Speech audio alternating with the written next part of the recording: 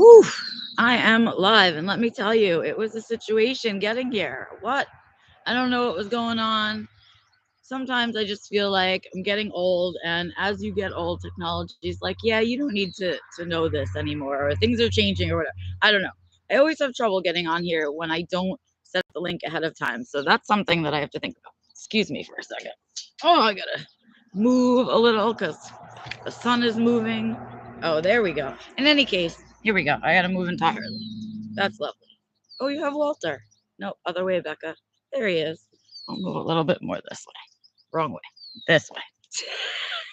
Is it fun to watch this? Probably not. Sorry for that. But we're outside and I haven't done outside yet, you guys. So outside presents different challenges, but we made it. We made it outside. And so here we are. Growing Gratitude. Welcome to it. I'm Becca Lori Hector, your hostess for Growing Gratitude Live. I come here every week to talk about the challenges of being an autistic adult alive right now.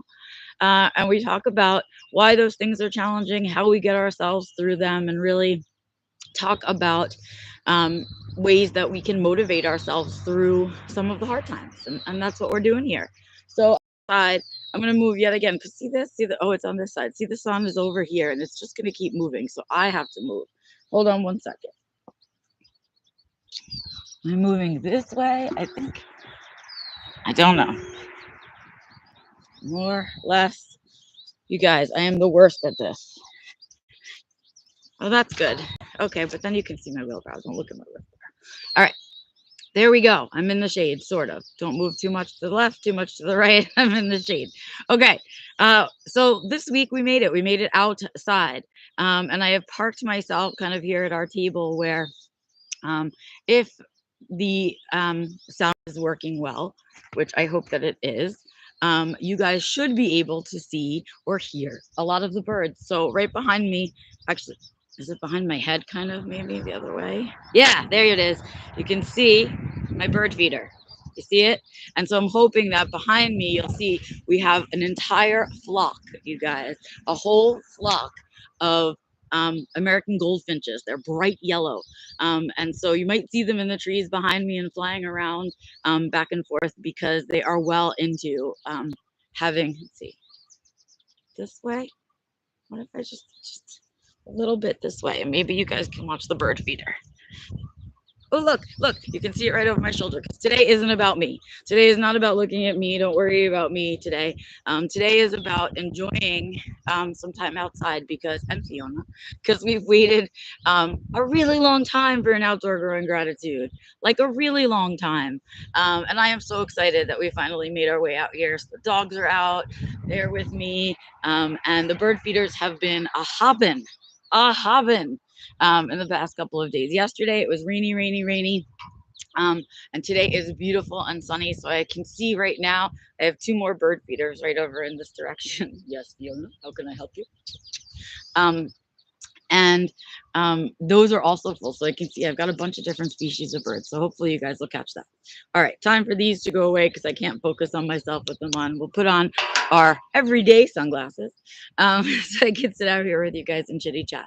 So today's already been a rough day for me. I am proud of myself though. So it's like 10 o'clock in the morning here if you are watching this pre-record or whatever, or after we kind of do it live.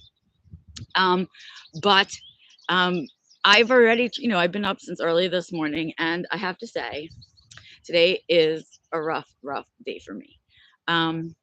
It is Mother's Day here in the United States, and I try to remember that it's just a Hallmark holiday, that it doesn't really matter for anything, that all of these things. But the problem is that a lot of people celebrate it. And not only that, I know a lot of people that are mothers that are here and all that stuff. But it's a particularly difficult day for me because, as you may or may not know, my mom is not around anymore. And so on a day like today, it's really difficult for me when I see people with their moms or other people who maybe don't get along with their moms. There's just a lot of momness out there in the world, especially on the internet today, and definitely out at restaurants and out in stores. And so I am aware of that, hyper aware of that. And it's really hard for me. So I thought today's growing gratitude, I would talk a little bit about my mom, and talk a little bit about why this day is so incredibly hard, for me. And so that's what I'm going to do. It makes me uncomfortable, but I'm going to do it anyway. So, my mom was easily my best friend for most of my life. She was the neurotypical I could count on for all kinds of advice, whether I wanted it or not. But she was my safe space. In fact, she taught me that. I think that lesson that a person can be your safe space came to me from my mom. And it's how I knew when I met Antonio that he was the one for me, because I felt almost instantly like he was my safe space, right? Um, and so that's how I learned that lesson from, was definitely from my mom. My mom and I do not come from any kind of wealth or anything like that. She was a single mom. It was an only child. It was just the two of us. And I relied on her a lot. Obviously, she was my mother. And so um, I relied on her for, all of the little kid things that you rely on your parents for. But my mom was someone who was really honest. And I think that was helpful, because even though I wasn't diagnosed autistic, the fact that she was direct and honest with me, however, she figured out that that was the way to be with me, um, it helped us to communicate all the time. I didn't understand autistic communication. We didn't have words around it or anything like that, but I've learned over time that we communicated very differently, and had figured out how to kind of do that communication piece. Um, my mom encouraged me to, or really, she really imparted upon me that she knew that I was different, and that there were things about me that were different, but those were the things that made me amazing. And that was really hard to swallow as a kid, because when you're a kid, all you want desperately is to fit in. You don't want to be special. You don't want to be different, right? And when things are hard for you, not only do you not want to be special and different. Oh, did you see all the goldfinches just fly away? Oop, I gotta lean more this way so you guys can really see them, and Walter. Um, so uh, I was, that's how it was with my mom. We just had this intensely close relationship. I would want to go and do crazy things or try and push myself at certain times in my life. And even though she was pretty sure that it wasn't a good idea, she would still encourage me. Like, she knew somehow innately that the lessons of failure were something that I needed to. Um, and so I think she pushed through a lot of her own fear to let me kind of explore life a little bit. And every single time that I fell down on my face, she was there to catch me, every single time. Um, and I knew that, and that made doing the scary things a little bit easier, right? And I think that's why I do what I do now, because I want you guys to do the scary things. I want to push you guys to do the scary things, even though sometimes when I tell you to do it, I'm scared with you, right? And scared for you. I still want you to do it, right? Because I know there's lessons in those failures. And I know that I'm going to be here if things go crashing down. I know that if you need me, I'm going to be here. And I'm going to help you pick yourself right back up. And I'm going to be there to virtually hug you and walk you through all of those things. And then, we're going to get back up and we're going to do it all over again, right? That comes from the way that I grew up. Um, and so that's who my mom was to me. All of those lovely things. She was also the person that I fought with the most of anybody, because I think when two people um, commit to just being their authentic selves in front of each other, you can't help but have disagreements, but you have authentic disagreements, right? That ever awful they get, that you're still both going to be there when it's over, and that you know, uh, it's it's a relationship that will withstand. And that's why when I teach my course, I think what I do with you guys all the time when I'm teaching the course is say to you, once you've done my course, or once you've done a session with me, that's it for life. Like, if you need me, I'm there. Once I've connected with you that way. And so, and I mean it. You can ask any of my old students. I'm still really connected with them, because I get joy from your success. And so I want that to continue. I really do. But back to my mom. So yes, we did. We would have massive fights, and that's for you guys too. I don't have to agree with a lot of your choices or the way that you do things. We don't have to agree. Know that I will still be your safe space and still be here to catch you, and that's just kind of how I live my life, right? It's also how I lead. I notice that comes from this relationship with my mom. That I'm sort of a very I'm an introverted person, but I'm also an introverted leader, right? I'd rather see other people. I'd rather be the leader from that behind the scenes pushes things to be successful rather than the leader that needs to be in the spotlight. That's just not how I function about it.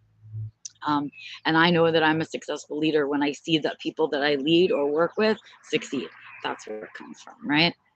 Um, but I learned that a lot of this through this intense relationship with my mom, right? Because most other people I had to mask around. Most other people I couldn't be my authentic self with, right?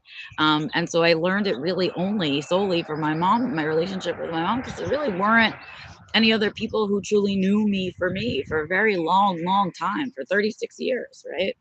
Um, and so that it's really just it's important to acknowledge that how important having a safe space where you can be your authentic self is to us as young autistic children. And I'm grateful for that. We certainly disagreed about a lot of things, and a lot of it is will be continue to be sources of trauma for me. A lot of it has to do with my medical history and the way that all went down. Um, and so, because I had so much mistrust, I think for the adults in my life, sometimes that manifested in my relationship with my mom because she was an adult authority figure, right? It's very strange to kind of process all that through. Um, but that's how it was for us for most of my life until I was well into my 30s. And so I got my diagnosis, and 2 years after my diagnosis, my mom got hers. My mom was diagnosed with pancreatic cancer, actually around this time, coming up in June of 2014, I think it was. Yeah, 2014. So I was diagnosed in 2012. She got her pancreatic cancer diagnosis in 2014. And pancreatic cancer is a beast. And if you've ever watched any kind of medical television, you may have heard about it before. We've certainly seen a lot of celebrities in the last few years who have gotten it and passed away. Patrick Swayze, Steve Jobs, a few others. But pancreatic cancer is a beast. And my mom and I watched House regularly. When we got the diagnosis, we knew, right, that it was a good one to get. So for those of you who don't know, most people get diagnosed with pancreatic cancer, and by the time they get their diagnosis, they are usually in stage 4. Some lucky folks get diagnosed at stage 3 and stage 2. Almost nobody gets diagnosed at stage 1. Um, there's only one kind of surgery that can be done for it, and most people don't qualify depending on how far along in their stages they are. And when my mom got her diagnosis, she wasn't anyone special. She was stage 4 when she got her diagnosis. And statistically speaking, folks are given 6 months from a stage 4 diagnosis until they pass away from pancreatic cancer. So after 36 years of relying on my mom for just about everything, she was the only stable thing in my life. All of a sudden, our roles changed and our roles swapped. Um, and I became the caregiver to my mother. Ironically, some of those experiences were the most important in our relationship. That last 6 months together was intense. Um, I learned a lot about what she must have been going through um, when she was caring for me with medical professionals. Fiona, don't eat too many dandelions, please. Leave it. Yes, she will eat the flowers. She eats the little dandelion flowers, and she will make herself sick. It's very sweet. She just eats the blossoms too. She's over here eating dandelions. I can't. Um, but yeah, so having to be the legal medical for somebody who you love dearly is a really powerful experience and a really painful experience. And when you are autistic and newly identified, there are meltdowns to be had around this time. I can't believe I'm crying about this right now. It's been so long. But um, there were definitely times that I had meltdowns in medical offices just demanding the care from my mother that I knew she deserved. Um, and so, as you know, we run into all kinds of justice sensitivity in the medical community and all kinds of gaslighting in the medical community. And all of my buttons were pushed through all of that. But I had somebody to stand up for. Um, and it gave me a new sense of strength, a new sense of empowerment, a new sense of confidence in myself that I didn't have prior to having to step into that role. Um, so, not to be outdone by anyone and not to step outside and be special, a little bit longer than 6 months later, about 7 months later, my mom passed away at home. She's on hospice at home. I took care of her at home in our home until she took her last breath. And I think that was a really powerful experience, right? She was with me when I took my first breath, and I was with her when she took her last breath. And that was very full circle moment for us, I think, for me. But that's the one thing she wanted. You know, we had a lot of conversations around it through those 6 months and even prior to them, because prior to that, we were dealing with my grandmother who had Alzheimer's. And so we were dealing with her end of life thoughts and her end of life beliefs and dreams and wants. And so my mom and I had lots of really direct conversations about it because as an autistic person, I needed to know from her mouth what she wanted, because I know that all the world was standing around waiting to judge me and figure out how I handle this grief and how I handle the loss of my mom and what was going to be done about it. Not that anyone came to support me or anyone kind of jumped in to help, but people, I knew that there would be judgment around how I processed her death. And so we talked a lot about it. What was okay to do, what was not okay to do, what did she want? And so I knew all of those times. I knew that exactly what would be and what would, I mean, we had those whole conversations. And I think that's something that I wish that more parents of autistic kids would do. Talk to us about death. You're more afraid of it than we are, first of all. And we'll be less afraid of it if you talk to us about it. And we also have to talk a lot to autistics about grief because our grief looks different, right? We process that differently, right, Fiona? She's such a sweet girl.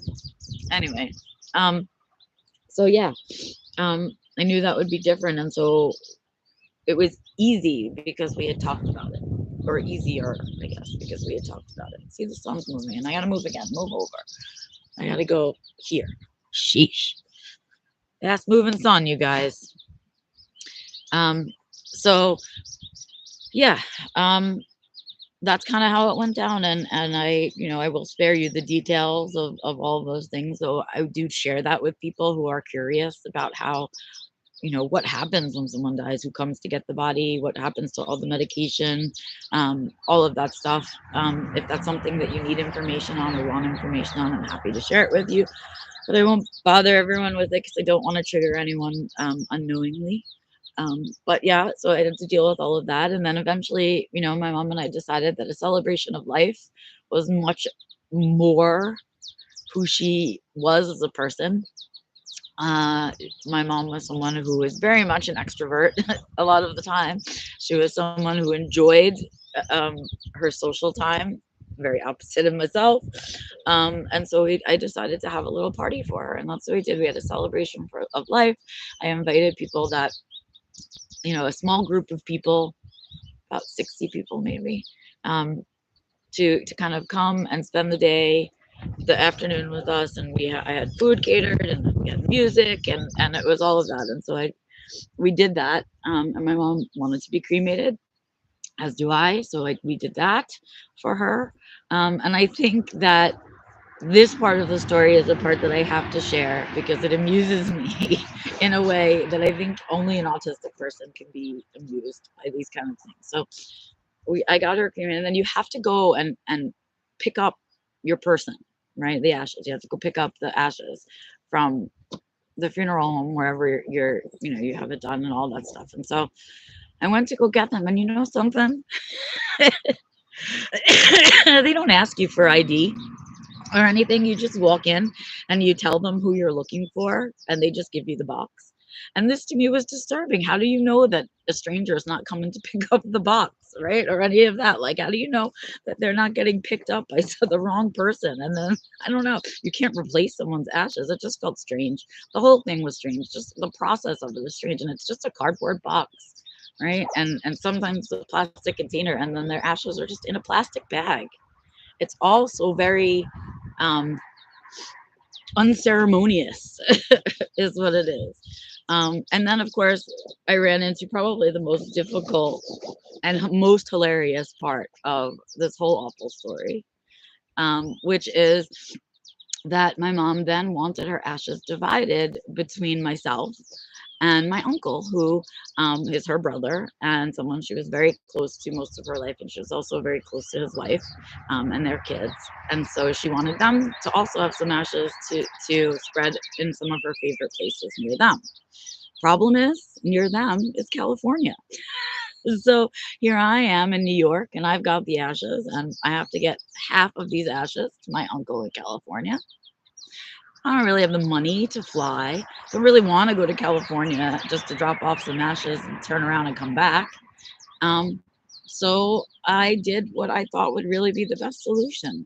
I FedExed my mom, which sounds crazy. But I did. I divided the ashes, packed all of her stuff up, went to FedEx, wrapped all up nicely, made it out to my aunt and my uncle, and sent it along on FedEx. And had to check off all the boxes. No, it doesn't have any liquid inside. No lithium batteries. No, right? Because at no point do they at FedEx say to you, are you mailing ashes of a loved one to another loved one via FedEx? But I was. And I did, and they got there safely. And I did what I needed to do with my portion of the ashes as per my mom's request, and my uncle and my aunt did their job over there. And I started to really move through. And it wasn't until I was about, my mom died in early 2015. So end of November 2015, almost a year later, she sent Antonio into my life. And I'm so certain that she sent Antonio because it was her birthday, the day that he asked me out for our first date. And that was really, it took me that full year to step fully into myself. And then I was ready to be with someone else. And I had waited a long time for the right person, a really long time. So that's kind of my story. And today is hard. Mother's Day is hard because for 36 years, she was almost my everything, right? We did a lot of things together. I didn't make many decisions without her input or opinion. And in some ways, that part of our relationship maybe kept me kind of stuck a little bit, I want to say.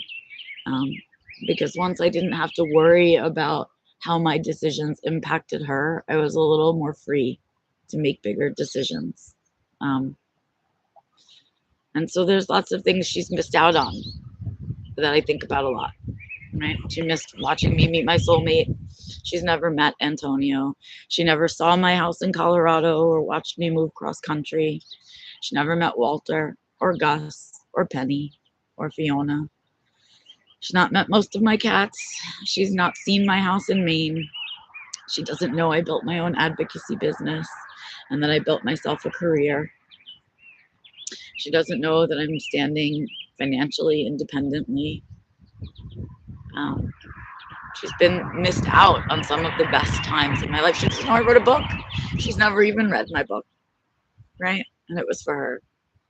So it's a lot to think about on one single day of the year. All the things that she's missed out on, that even though they were incredibly special, they were just that little bit less special because she wasn't there. And that little bit less happy because she wasn't there, right? And she's the reason that I tell people so often how proud I am of them, because I will never hear her tell me how proud she is of me. And I will never, ever have another hug from her. And those things are hard to sit with. But that's where I am today.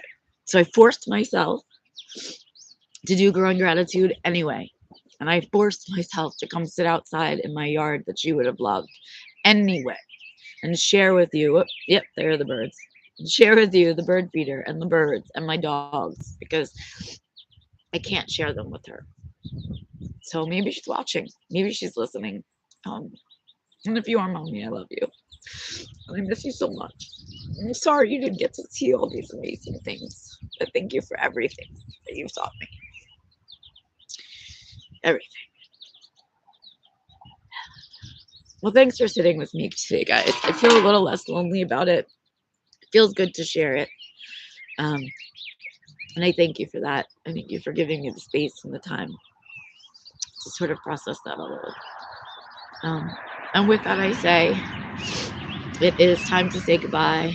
And I hope that you all this week will remember to take care of your meat suit, to protect your headspace, and to make sure you keep your eyes and ears and toes and nose and hands and heart all wide open for all the glimmers out there, because man, do we need them today.